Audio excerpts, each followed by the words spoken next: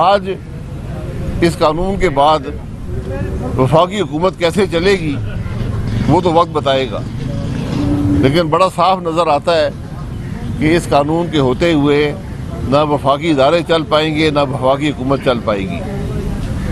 फिर ये नाम निहाद इंतखाबी इस्लाहात की बात हुई है, वो तो एक लंबा खाता है, लेकिन ये सिर्फ इलेक्शन की चोरी को सहूलत देने के कानून हैं।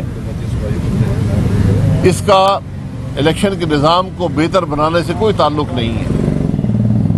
ये कानून आइन से मुतसादिम है। ये एक आइनी इदारे की जिम्मेदारी पर, उसके इख्तियार पर डाका डालने का तरीका है कि इलेक्शन कमीशन को हुकूमत के ताबे कर दिया जाए। जिस तरह नैब को ऑर्डिनेंस बनाकर हुकूमत के ताबे करने की कोशिश की गई है, यही कोशिश यहाँ पर भी है कि इलेक्शन कमीशन की खुद मुख्तारी को ख़त्म करके उसको हुकूमत के ताबे कर दिया जाए। और ये इलेक्ट्रॉनिक वोटिंग मशीनें जो दुनिया में नाकाम हो चुकी हैं, सैकड़ों अरब पाकिस्तान के अवाम के खर्च को, कि अवाम का पैसा खर्च करके इलेक्शन के निज़ाम को मुतनाज़ा बना दिया जाए। आज पाकिस्तान में इलेक्शन का निज़ाम मुतनाज़ा नहीं है, इलेक्शन के इनाकाद का मामला जो है वो मुतनाज़ा है। यहाँ इलेक्शन चोरी होते हैं।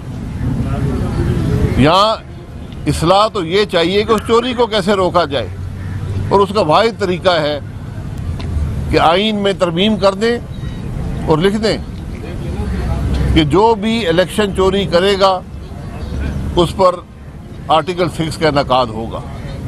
इलेक्शन पाकिस्तान के इलेक्शन को फ्री एंड फेयर करने का ये वाहिद तरीका है, वरना वही होगा जो इलेक्शन कमीशन की दस्का के इलेक्शन में रिपोर्ट है, उसको आप पढ़ लें कि हुकूमत, पीटीआई की हुकूमत, उसका वज़ीर आज़म, उसके मशीर, उसका वज़ीर आला, उसके वज़ीर, हुकूमत के एहलकार, पुलिस, ये सब मिलकर एक साजिश करके इलेक्शन चोरी कर रहे हैं। आप ईवीएम लगा लें, जो मर्जी दुनिया की चीज़ कर लें, चोरी तो चोरी होगी। ईवीएम से तो सबूत भी सारा मिट जाएगा। तो ये मामलात हैं आज मुल्क के कि हर मामला हुकूमत का, कौमी असम्बली के स्पीकर का, पार्लिमान में बदनीयती पर मबनी है। जुमे को स्पीकर ने खत लिखा कि हम चाहते हैं कि इत्तफाक की राय से ये बिल पास किए जाएं। हमने इतवार को खत दे दिया कि बिल्कुल यही मुल्क के मफाद में है, और हमने कहा कि एक कमेटी बनी है जिसको बाकी बिल भेज दें, और जो इंतखाबी इस्लाहात के नाम निहाद बिल हैं, ये पार्लिमानी कमेटी जो बनती है इंतखाबी इस्लाहात के लिए, जो माजी में भी यही तरीका रहा है, उसको भेज दें। कोई जवाब स्पीकर का नहीं आया। यानी जो स्पीकर खुद खत लिखता हो और 2 दिन बाद अपने खत की नफी खुद कर दे, क्या उसको स्पीकर रहने का इख्तियार हासिल है? जब असेंबली के अंदर बात भी ना हो सके तो वो पार्लिमान का मकसद क्या है? पार्लिमान का मकसद अवाम के मसाइल की बात करना है, मुल्क के मामलात की बात करना है। एक खराबी नज़र आ रही है, बात तो सुन लें, वह बात करने का मौका भी नहीं है। और जो वोटिंग हुई वो भी धांधली हुई। यानी जिस वोट से मुल्क के इलेक्शन का निज़ाम बदला गया, उस वोट में भी धांधली की गई। ये आज हमारी पार्लिमान के हालात हैं। और वहाँ पर हमने कल भी कहा कि 35 साल से कौमी असम्बली के अंदर एक इलेक्ट्रॉनिक वोटिंग का निज़ाम लगा हुआ है। आज तक कोई कौमी असम्बली की वोट उस इलेक्ट्रॉनिक निज़ाम से नहीं हो सकी।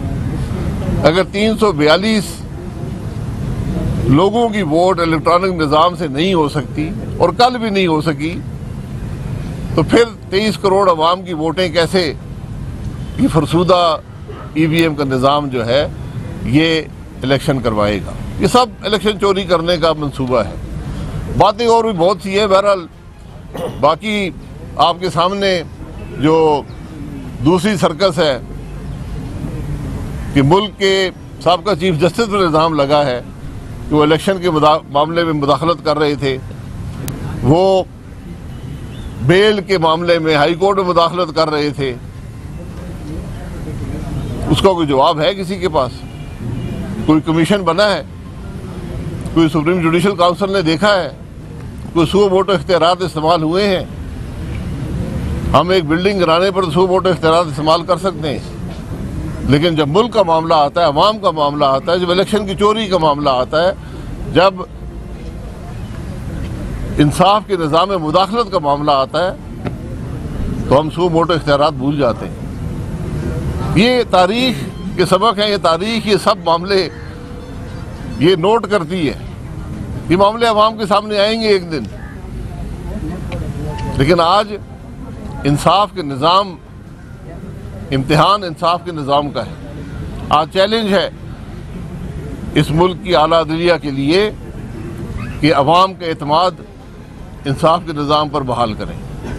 शुक्रिया जी। जी खागर भाई साहब, ये बताएं कि अभी तक आपने जो बातें की वो बिल्कुल ठीक होगी, मगर हुकूमत का ये दावा है कि हमने हर महाज पर इनको शिकस्त दे दी है, असम्बली के अंदर भी, असम्बली के बाहर भी।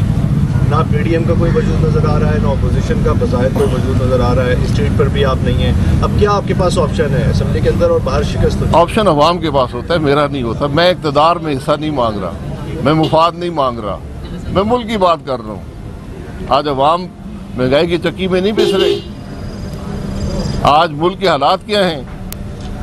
आज हमारे मुल्क का फी का आमदन जो है वो $1200 है, बांग्लादेश की $2600 है। ये पाकिस्तान की फतह है या शिकस्त है? तो सियासत में फतह और शिकस्त नहीं होती, फतह और शिकस्त अवाम की होती है। अवाम को शिकस्त देने वाले हमेशा खुद तबाह होते हैं। जनाब,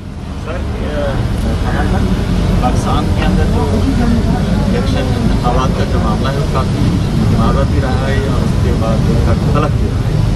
70 में जिस इलेक्शन को मुतनाज़ा बनाया गया, उसके बाद पाकिस्तान दो टुकड़ों में तकसीम। ये प्रैक्टिस कहा जाता है कि आगे तक जाएगी। आप किस तरह देते हैं पाकिस्तान को दोबारा? देखिए, बात ये है कि तारीख के सबक तो हम भूल जाते हैं ना। 24 साल जब कायद-ए-आज़म ने पाकिस्तान बनाया, उसके 24 साल के बाद पाकिस्तान की अक्सरियत इस मुल्क को छोड़कर चली गई एक इलेक्शन पर। आज अगर आप इलेक्शन के निज़ाम को जो मुतनाज़ा है, जिसका अमल मुतनाज़ा है, हर इलेक्शन मुतनाज़ा है, हर इलेक्शन चोरी किया गया, उस निज़ाम को आप ये नाम निहाद इस्लाहात करके मज़ीद चोरी को सहूलत देंगे, मज़ीद इलेक्शन को मुतनाज़ा बनाएंगे, तो क्या इससे पाकिस्तान का फ़ायदा होगा या नुकसान होगा? सवाल तो ये है। सर, वो राना शहीम साहब का जो एफिडेविट है, ज़ाहिर है कि उसमें ये बात बताई गई कि असरअंदाज होने की कोशिश की साकिब निसार साहब ने, और ये अपील पेंडिंग है अभी मरीम साहबा की और दीगर लोग। क्या आप कोर्ट में जाएंगे इस बात को लेकर के इसको भी एविडेंस का हिस्सा बनाएंगे? वो वकला का काम है कि किसको एविडेंस का हिस्सा बनाते हैं, लेकिन जब ऐसी बात आ जाए तो अमूमी तौर पर ये जुडिशरी में ये इसके प्रेसिडेंट्स हैं, ये एक तरीका है अदालतों का कि अगर किसी जज पर हर्फ आ जाए तो वो उस बेंच का हिस्सा नहीं रहता। बहरहाल ये फैसला उनका है, मैं किसी को फैसले डिक्टेट नहीं करना चाहता। कुछ एथिक्स की डिमांड होती हैं, कुछ इंसाफ के निज़ाम की डिमांड्स होती हैं, उनको पूरा करना चाहिए। ठीक है सर, अब जितना जो कुछ हो गया है, ये कल हमने भी देखा, आप लोगों ने भी पार्लियामेंट में थे, लेकिन अब अपोजिशन जो गुज़िश्ता 3-3.5 साल से जिस तरह चली है, अब उसका नेक्स्ट स्टेप उसी तरह होगा या कुछ मज़ीद ताकतवर होगा और कुछ मज़ीद फैसले करवा पाएंगे अपनी स्ट्रगल? देखिए, अपोजिशन जो होती है वो मुल्क के मसाइल अवाम के सामने रखती है, हुकूमत की नाकामी अवाम के सामने रखती है। वो बताती है कि जो हुकूमत की नाकामी है, जो हुकूमत ने किया है, उस पर आप पर क्या असर हुआ है। और जमहूरी अमल का फैसला इंतखाब पे होता है। आज मुल्क के मसाइल का वाहिद हल है कि फौरी और शफाफ इंतखाबात हों, और कोई हल नहीं है नहीं हो रहे पाकिस्तान के मामले। वो आप देखते जाएं, ये तहरीक होती है कि हर रोज़ इसके फैसले नहीं होते, एक दिन का मामला नहीं है। एक मकसद है, और मकसद सिर्फ इलेक्शन का नहीं है, मकसद मुल्क के निज़ाम को आइन के मुताबिक करने का है। आप 100 इलेक्शन करा लें, जब इस मुल्क में आइन की बालादस्ती नहीं होगी, आइन तोड़ा जाएगा। आपके सामने देख लें, एक पिटीशन आई है, चीफ जस्टिस ने दी है GB के, और उसने कहा है कि पाकिस्तान के चीफ जस्टिस ने मेरे सामने इलेक्शन के मामले में मुदाखलत की और इंसाफ के मामले में मुदाखलत की। क्या आइन नहीं तोड़ा गया? और आइन तोड़ने वाला जिस पर इल्ज़ाम लगा है वो मुल्क का चीफ जस्टिस था उस वक्त।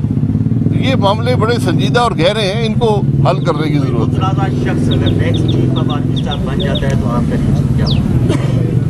देखिए, मुतनाज़ा शख्स किसको कहते हैं आप? पहले मुतनाज़ा बता दें ना, मुतनाज़ा कौन होता है? जो भी 3 स्टार जनरल होता है, क्वालिफिकेशन पूरी करता है, वो आर्मी चीफ बन सकता है। और मैं मुल्क की तरक्की उस दिन समझूंगा जब आपको आर्मी चीफ का नाम ना पता हो। YouTube पर Google न्यूज देखने के लिए youtube.com की सर्च बार में Google न्यूज TV टाइप करें। Google न्यूज के पेज पर सुर्ख रंग के सब्सक्रिप्शन वाले बटन पर क्लिक करना ना भूलिए। YouTube पेज पर अपलोड होने वाली वीडियोस से बाखबर रहने के लिए बेल आइकन पर क्लिक कीजिए। आपको हर नई वीडियो के बारे में नोटिफिकेशन मौसूल हो जाएगा।